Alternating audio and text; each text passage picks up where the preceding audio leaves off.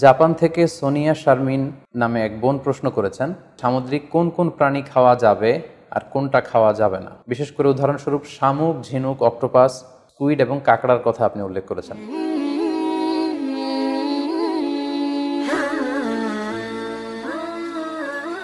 আসসালামু আলাইকুম ওয়া রাহমাতুল্লাহি ওয়া বারাকাতুহু। নাহমাদুহু ওয়া নুসাল্লি আলা রাসূলিহিল কারীম। আম্মা বা'দু ফাআউযু বিল্লাহি মিনাশ শাইতানির রাজীম। বিসমিল্লাহির রহমানির রহিম। জাপান থেকে সোনিয়া শারমিন নামে এক বোন প্রশ্ন করেছেন, আমি জাপানে থাকি। এটা একটা অমুসলিম দেশ যেখানে খাবারে শূকরের ব্যবহার অনেক বেশি। সি ফুডেও এরা শূকর ব্যবহার করে। প্রতিটা খাবারের উপাদান পড়ে পড়ে কিনতে হয়। দেশটা দ্বীপ দেশ বলে সামুদ্রিক অনেক প্রাণী খাবারে ব্যবহার করা হয়। আপনাকে অনুরোধ করছি যাতে যদি আপনি আমাদেরকে জানাতেন যে সামুদ্রিক কোন কোন প্রাণী খাওয়া যাবে আর কোনটা খাওয়া যাবে না, বললে খুবই উপকার হতো। উদাহরণস্বরূপ শামুক, ঝিনুক, অক্টোপাস, স্কুইড, কাঁকড়া এগুলো এখানকার অনেক হালাল নুডলসেও দেয়া থাকে। বাংলাদেশি হওয়ায় এগুলো তেমন একটা খাওয়া হয়নি। এগুলো কি হালাল? প্রিয় বোন, আপনাকে ধন্যবাদ। আপনি সি ফুড খাওয়া, সি ফুডের কিছু আইটেমের কথা উল্লেখ করেছেন। এগুলো খাওয়া হালাল কিনা এ ব্যাপারে আপনি জানতে চেয়েছেন। স্পেসিফিকলি সামুদ্রিক কোন কোন প্রাণী খাওয়া যাবে আর কোন কোন প্রাণী খাওয়া যাবে না, এটি ছিল আপনার প্রশ্ন।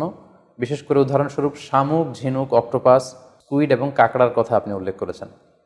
এই প্রশ্নের উত্তরে আমরা বলবো যে আল্লাহ তাআলা আমাদের জন্য, বিশ্বাসীদের জন্য যেটা তৈয়িবাত অর্থাৎ পবিত্র খাবার রয়েছে, এগুলোকে খাওয়া আমাদের জন্য হালাল করেছেন।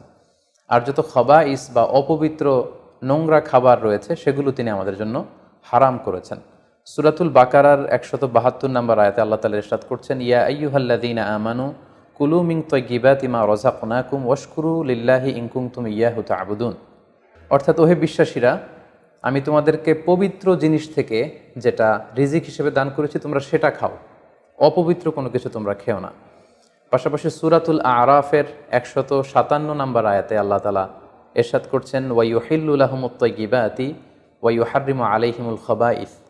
অর্থাৎ তিনি তোমাদের জন্য তৈয়িবাত বা পবিত্র খাবারগুলোকে তিনি হালাল করেছেন, আর অপবিত্র যত খাবার আছে এগুলো তিনি তোমাদের জন্য হারাম করেছেন। তো কোন জিনিস খাওয়া আমাদের জন্য হালাল আর কোনটা খাওয়া হারাম, এক্ষেত্রে আমরা বিশ্বাসীরা এই মূলনীতি সবসময় অবলম্বন করতে হবে যে যেটা তৈয়িবাত পবিত্র সেটা আমাদের জন্য খাওয়া, সেটা কনজিউম করা আমাদের জন্য হালাল, আর যেটা খাবাইস অপবিত্র সেটা কনজিউম করা আমাদের জন্য হারাম। যেমন কালামুল্লাহ মাজিদ আল্লাহ তাআলা আমাদেরকে জানিয়েছেন যে রক্ত খাওয়া হারাম, যেহেতু এটা খাবাইস। শূকরের গোশত খাওয়া হারাম, মৃত প্রাণী খাওয়া হারাম। আল্লাহ ছাড়া অন্য কোনো দেবদেবীর নামে যে প্রাণীগুলোকে স্লটার করা হয়েছে, উৎসর্গ করা হয়েছে, বলি দেওয়া হয়েছে, এগুলোর গোশত খাওয়া হারাম, কারণ এগুলো সব হচ্ছে মিনাল খাবাইস, অপবিত্র। এ পর্যায়ে ডিরেক্টলি যদি আপনার প্রশ্নের উত্তরে আসি যে সি ফুডের ব্যাপারে, সমুদ্র থেকে প্রাপ্ত যে প্রাণী বা খাবার এগুলোর ব্যাপারে কোরআন আমাদেরকে কি জানিয়েছে, সেক্ষেত্রে আমরা সূরাতুল মায়েদার 96 নম্বর আয়াতকে এখানে উল্লেখ করতে চাই, যেখানে আল্লাহ তাআলা ইরশাদ করছেন, উহিল্লা লাকুম সয়দুল বাহরি ওয়া তুআমুহু মাতাআল লাকুম ওয়া লিস-সাইয়ারা। অর্থাৎ তোমাদের জন্য সাগরের শিকারকে হালাল করা হয়েছে। সাগর থেকে আমরা মাছ বা অন্যান্য যে কোনো জিনিসে শিকার করি না কেন সেটা খাওয়া, কনজিউম করা, সেটা আমাদের জন্য হালাল। পাশাপাশি সাগরে মৃত যা পাওয়া যায় এটাও আমাদের জন্য হালাল। আল্লাহ বলছেন মাতাআল লাকুম ওয়া লিস-সাইয়ারা, এগুলো তোমাদের জন্য ভোগের সামগ্রী এবং নৌপথে যারা ভ্রমণ করবে তাদের জন্য ভোগের সামগ্রী। রাইসুল মুফাসসিরিন আব্দুল্লাহ ইবনে আব্বাস রাদিয়াল্লাহু তাআলা আনহু এই আয়াতের তাফসীরে সয়দুর বাহার বলতে তিনি বুঝিয়েছেন জীবিত। জীবিত তোমরা সাগর থেকে যেটাকে শিকার করো সেটা তোমাদের জন্য খাওয়া জায়েজ। আর ওয়া তুআমুহু দ্বারা তিনি উদ্দেশ্য নিয়েছেন মৃত, অর্থাৎ সাগর থেকে প্রাপ্ত যে কোনো প্রাণী জীবিত হোক কিংবা মৃত হোক, যেভাবেই আমরা আহরণ করি না কেন সেটা খাওয়া আমাদের জন্য হালাল। তার মানে সি ফুডের ব্যাপারে কোরআনের দিক নির্দেশনা হচ্ছে সাগর থেকে প্রাপ্ত জলজ যত ধরনের প্রাণী আছে সেটা চাই জীবিত হোক কিংবা মৃত হোক, সেটাকে আল্লাহ তাআলা আমাদের জন্য খাওয়া হালাল করে দিয়েছেন। প্রিয় বোন, এবার যদি আমরা সুন্নার দিকে তাকাই তাহলে দেখব যে সুনানে নাসাইর একটি হাদিস আমরা এখানে উল্লেখ করতে পারি, যেখানে সাহাবারা আল্লাহ রাসূল সাল্লাল্লাহু আলাইহি ওয়াসাল্লামকে প্রশ্ন করেছিলেন যে ইয়া রাসূলুল্লাহ, আমরা যখন নৌ ভ্রমণে বের হই তখন আমাদের কাছে মিষ্টি পানি খুব কম থাকে, আমাদের সংগ্রহে পানি খুবই কম থাকে, আর সেটা দিয়ে যদি আমরা অজু করে ফেলি তাহলে আমরা তৃষ্ণার্ত হয়ে যাব। হাদিসের ভাষ্যটি ছিল এমন যে ইয়া রাসূলুল্লাহ, ইন্না নারকাবুল বাহরা ওয়া নাহমিলু মা'ানাল কলিলা মিনাল মা ফাইন তাওয়াদ্দানা বিহি আতিশনা। আফানা তাওয়াদ্দাউ মিন মাইল বাহার, সাহাবারা প্রশ্ন করেছিলেন, ইয়া রাসূলুল্লাহ, আমরা কি সাগরের পানি দিয়ে অজু করতে পারবো? সাগরের পানি দিয়ে কি অজু করা জায়েজ? আল্লাহ রাসূল সাল্লাল্লাহু আলাইহি ওয়াসাল্লাম এই প্রশ্নের উত্তরে বলেছিলেন, হুয়া তাহুরু মাউ, হ্যাঁ অবশ্যই তোমরা সাগরের পানি দিয়ে অজু করতে পারবে, কারণ সাগরের পানি পবিত্র। যদিও আমরা জানি যে সাগরের পানি লবণাক্ত, কিন্তু সাগরের পানি পবিত্র, তোমরা সাগরের পানি দিয়ে অজু করতে পারবে। প্রশ্নের উত্তর এতটুকু দিয়ে তিনি ক্ষান্ত হননি, তিনি এক্সট্রা আরও একটা স্টেটমেন্ট তিনি দিয়েছেন, সেটা হচ্ছে আল হিল্লু মাইতাতুহু। আল হিল্লু মাইতাতুহু মানে হচ্ছে সাগরের মৃত প্রাণী খাওয়াও তোমাদের জন্য হালাল।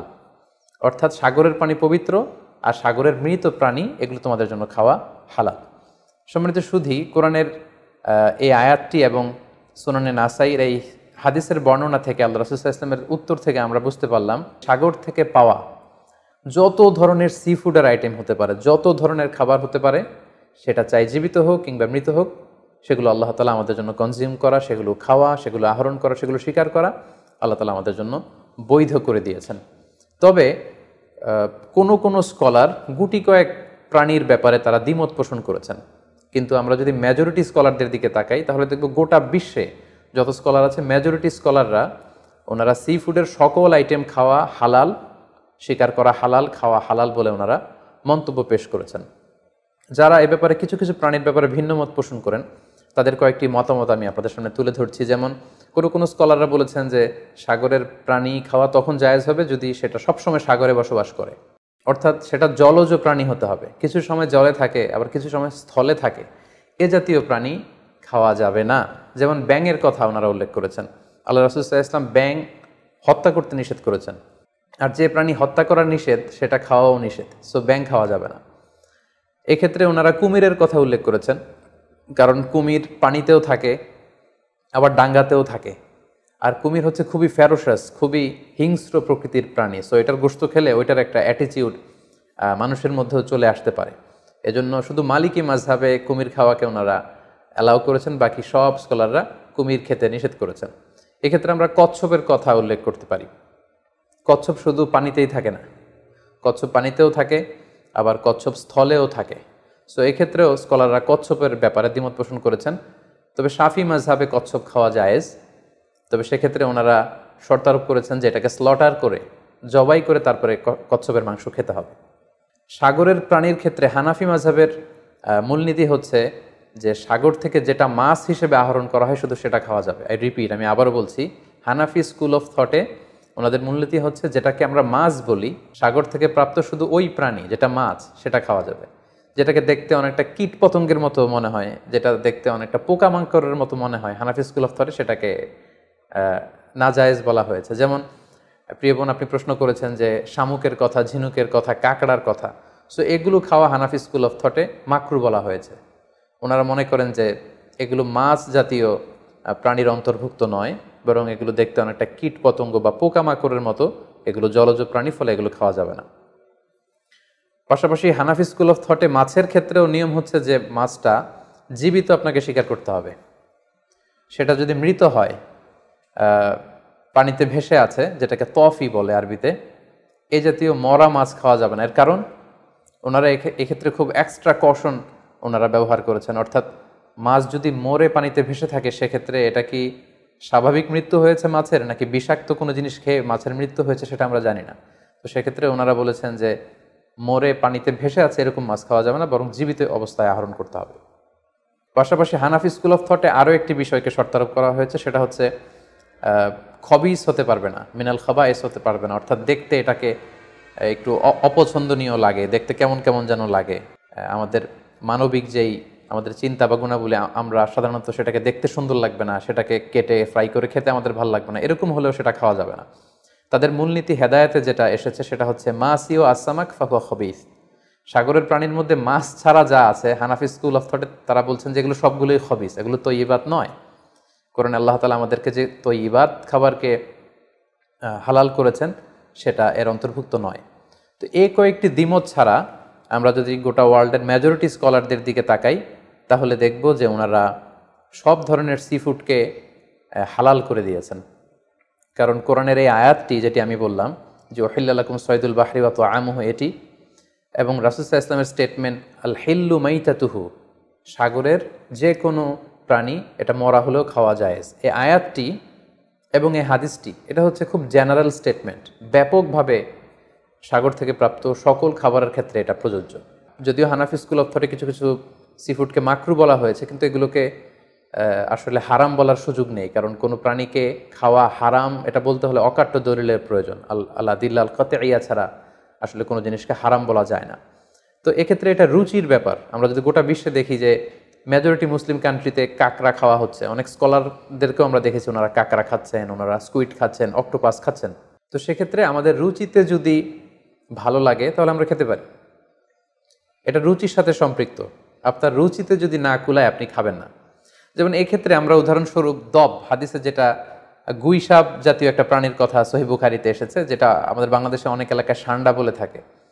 তো এই গুইসাপ জাতীয় প্রাণী খাওয়া কিন্তু হারাম নয়। আমরা সহিহ বুখারীর বর্ণনায় জেনেছি যে আল্লাহ রাসূল সাল্লাল্লাহু আলাইহি ওয়াসাল্লামের স্ত্রী মাইমুনা রাদিয়াল্লাহু তাআলা আনহার বাসায় আল্লাহ রাসূল সাল্লাল্লাহু আলাইহি ওয়াসাল্লাম সহ অনেক সাহাবারা খেতে বসেছিলেন। সেখানে একটা প্লেটে গুইসাপকে ফ্রাই করে দেওয়া হয়েছিল। তো রাসূল সাল্লাল্লাহু আলাইহি ওয়াসাল্লাম খেয়াল না করে সাধারণ গোশত মনে করে সেখানে তিনি হাত দিচ্ছিলেন। তখন অনেক সাহাবারা, মহিলা সাহাবারা বললেন, ইয়া রাসূলুল্লাহ, এটা তো দব, এটা তো গুইসাপ। এই কথা শুনে আল্লাহ রাসূল সাল্লাল্লাহু আলাইহি ওয়াসাল্লাম সেখান থেকে হাতটা সরিয়ে নিলেন। তো এই দৃশ্য দেখে খালিদ ইবনে ওয়ালিদ রাদিয়াল্লাহু তাআলা আনহু উনি জিজ্ঞেস করলেন, ইয়া রাসূলুল্লাহ, গুইসাপ খাওয়া কি হারাম? হারামুন আদ-দাব্বু ইয়া রাসূলুল্লাহ, আপনি যে হাত সরিয়ে নিলেন, গুইসাপ খাওয়া কি হারাম? আল্লাহ রাসূল সাল্লাল্লাহু আলাইহি ওয়াসাল্লাম বললেন যে না, গুইসাপ খাওয়া হারাম নয়, তবে আমি এটা খেয়ে অভ্যস্ত নই, আমাদের এলাকাতে এটা পাওয়া যায় না, এজন্য আমি এটা খাচ্ছি না। তাহলে বোঝা গেল এক্ষেত্রে এটা রুচির সাথে সম্পৃক্ত। সো গুইসাপ হালাল বলে যে গুইসাপ আমাদেরকে খেতে হবে, সান্ডা আমাদেরকে খেতে হবে, এমন কোনো কথা নেই। আপনার যদি রুচিতে কুলায় আপনি খাবেন, আর রুচিতে যদি আপনার না আসে তাহলে আপনি খাবেন না। অনুরূপভাবে যেহেতু সাগরের মাছ হিসেবে হাঙ্গর মাছ, তিমি মাছের ব্যাপারেও অনেকে আমাদের কাছে জানতে চায়, আমরা বলবো যে হাঙ্গর মাছ খাওয়া, তিমি মাছ খাওয়াও হালাল যদি আপনার রুচিতে আসে। হালাল বলেই যে খেতে হবে এমনটা নয়। সেক্ষেত্রে আমরা সহিহ বুখারী এবং মুসলিমের একটা চমৎকার হাদিসের কথা এখানে উল্লেখ করতে পারি। সেখানে আমরা জেনেছি যে সাহাবাদের একটা দলকে আল্লাহ রাসূল সাল্লাল্লাহু আলাইহি ওয়াসাল্লাম একটা নৌ সফরে পাঠিয়েছিলেন। বেসিক্যালি কুরাইশদেরকে আটকানোর জন্য সাওয়াহেলি পথে সাগরের উপকূল দিয়ে ওনারা গিয়েছিলেন। সাথে খাবার ছিল না, খেজুর ছিল, খেজুর শেষ, গাছের পাতা পেরে পেরে ওনারা খেতেন। হঠাৎ প্রচণ্ড ক্ষুধার্ত অবস্থায় ৩০০ জন সাহাবীর একটা কাফেলা, তারা সাগরের পাড়ে যেয়ে দেখলেন সাগরের ঢেউয়ের ধাক্কায় বিশাল এক তিমি মাছের মতো একটা প্রাণী পড়ে আছে। ওনারা এই তিমি মাছ তখন খেতে আরম্ভ করলেন। তারা সেখানে প্রায় ১ মাস ছিলেন, সংখ্যায় ছিল ৩০০ জন সাহাবীর মতো। ওনারা এই তিমি মাছ খেয়ে এটাকে ফ্রাই করে, এটাকে সিদ্ধ করে করে টানা ১ মাস ওনারা খেলেন। এবং হাদিসে এসেছে যে আমরা এই তিমি মাছের গোশত খেয়ে, যদিও হাদিসে শব্দটা এসেছে আম্বার জাতীয় একটা মাছ, তো এটা এত বড়, এটা ব্লু ওয়েল টাইপের কোনো একটা মাছ হবে, নীল তিমি টাইপের কোনো একটা মাছ হতে পারে। কারণ হাদিসে এসেছে মাছের গোশত খেতে খেতে এটার কঙ্কাল বের হয়ে আসলো। তো একজন সাহাবা এটার পাঁজরের একটা কঙ্কালকে বালুর মধ্যে গেড়ে দাঁড় করালেন, কঙ্কালের একটা হাড্ডি। এই হাড্ডিটা এত বড় ছিল যে সাহাবারা ওই হাড্ডির নিচে দিয়ে ওট সহ, ওটের হাওদাত সহ যেতে পারছিলেন এবং ব্যাক করতে পারছিলেন। তাহলে সেই তিমি মাছের কঙ্কালের স্কেলিটনের পাঁজরের হাড্ডিটা কত বড় ছিল, সেখান থেকে আমরা বুঝতে পারি এটা তিমি টাইপের কোনো একটা মাছ হবে। সফর শেষ করে ওনারা যখন মদিনায় আসলেন তখন আল্লাহ রাসূল সাল্লাল্লাহু আলাইহি ওয়াসাল্লামকে ওনারা পুরো ঘটনার বৃত্তান্ত খুলে বললেন এবং জিজ্ঞেস করলেন, ইয়া রাসূলুল্লাহ, এই যে এত বড় তিমি মাছের মতো একটা মাছ যে আমরা খেয়েছি, আমরা তো জানি না এত বড় মাছ এটা খাওয়া শরীয়তে বৈধ কিনা। আল্লাহর হাবিব সাল্লাল্লাহু আলাইহি ওয়াসাল্লাম বললেন, এটা বৈধ, তিমি জাতীয় মাছ এগুলো খাওয়া বৈধ, এটা আল্লাহ তাআলা তোমাদের জন্য রিজিক হিসেবে রেখেছিলেন। সহিহ মুসলিমে যেই বর্ণনাটা এসেছে তিনি বললেন যে হুয়া রিজকুন আখরাজাহুল্লাহু লাকুম, এটা আল্লাহর পক্ষ থেকে তোমাদের জন্য নির্ধারিত একটা রিস্ক। এবং আল্লাহ রাসূল সাল্লাল্লাহু আলাইহি ওয়াসাল্লাম বললেন, ফাহাল মাআকুম মিন লাহমি, ওই মাছের গোশত তোমরা যে প্রিজার্ভ করেছিলে ওইখান থেকে কি তোমাদের কাছে কিছু আছে? সাহাবারা বললেন, জি, আমাদের কাছে সেই মাছের কিছু অংশ এখনো আছে। আল্লাহ রাসূল সাল্লাল্লাহু আলাইহি ওয়াসাল্লাম বললেন, তাহলে আমাকে কিছু দাও, ফাতুতঈমুন, আমাকে কিছু খাওয়াও। ক্বালা ফাআরসালনা ইলা রাসূলিল্লাহি সাল্লাল্লাহু আলাইহি ওয়াসাল্লাম মিনহু ফাআকালাহু, তারা তাদের বাড়ি থেকে সেই মাংসের কিছু অংশ এনে রাসূল সাল্লাল্লাহু আলাইহি ওয়াসাল্লামকে দিলেন, পাঠালেন, এবং সেই তিমি মাছের গোশত থেকে আল্লাহ রাসূল সাল্লাল্লাহু আলাইহি ওয়াসাল্লাম নিজে ভক্ষণ করলেন। সম্মানিত শুধু এই লম্বা হাদিসটি থেকে আমরা জানতে পারলাম যে সাগরের এই হাঙ্গর মাছ, তিমি মাছ, যেগুলো অনেক বড় বড় মাছ, এগুলোও খাওয়া বৈধ, যেহেতু সাগরের সব প্রাণী খাওয়া আল্লাহ তাআলা আমাদের জন্য জায়েজ করেছেন। তাহলে আমরা এই সিদ্ধান্তে উপনীত হতে পারি যে সামুদ্রিক সব ধরনের প্রাণী খাওয়া বা সি ফুড খাওয়া জায়েজ, যদি এটা স্বাস্থ্যের জন্য ক্ষতিকর নয় বা এর মধ্যে বিষাক্ত কোনো জিনিস নেই, এটা যদি প্রমাণিত হয়, অর্থাৎ বিষাক্ত নয় এবং ক্ষতিকর বলে প্রমাণিত নয়, এটা যদি আমরা নিশ্চিত হতে পারি, তাহলে আপনার রুচিতে কুলালে আপনি যে কোনো ধরনের সি ফুড খেতে পারেন। তবে যেগুলো ক্ষতিকর, যেমন আমরা জেলি ফিশের কথা জানি, স্টোন ফিশ, আমাদের বাংলাদেশে পিরানহা নামে এক মাছের কথা আমরা শুনেছি, যেটা খেলে মানুষের মৃত্যুর সম্ভাবনা আছে, এগুলো বিক্রি করা, এগুলো খাওয়া, কনজিউম করা, এগুলো সবগুলো হারাম। কারণ ক্ষতিকর কোনো জিনিস কোনো মুসলমান কনজিউম করতে পারে না।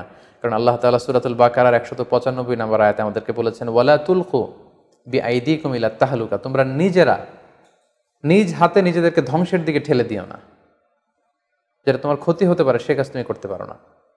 পাশাপাশি সূরাতুন নিসার 29 নম্বর আয়াত আল্লাহ তাআলা বলছেন, ওয়ালা তাকতুলু আনফুসাকুম ইন্নাল্লাহা কানা বিকুম রহিমা, তোমরা নিজেরা নিজেদেরকে হত্যা করো না, কারণ আল্লাহ তাআলা তোমাদের উপর খুবই বেশি দয়া পরবশ, তিনি মেহেরবান। তাহলে এই আয়াতগুলোর আলোকে আমরা বুঝতে পারলাম যে বিষাক্ত এবং ক্ষতিকর বলে প্রমাণিত নয় এরকম যে কোনো ধরনের সি ফুড যদি আপনার রুচিতে আসে, আপনি খেতে পারবেন। ফলে শামুক, ঝিনুক, অক্টোপাস, স্কুইড, কাঁকড়া, যদিও হানাফি স্কুল অফ থটে এগুলোকে মাকরু বলা হয়েছে, কিন্তু এই ধরনের সি ফুডকে আসলে হারাম বলার কোনো সুযোগ নেই, এগুলো হালাল ইনশাআল্লাহ। আপনি চাইলে এগুলো কনজিউম করতে পারবেন, এগুলো খেতে পারবেন ইনশাআল্লাহ। আল্লাহ তাআলা আমাদের সবাইকে ইসলামকে সঠিকভাবে বুঝার, জানার এবং মানার তৌফিক দান করুক। আসসালামু আলাইকুম ওয়া রাহমাতুল্লাহি ওয়া বারাকাতুহু।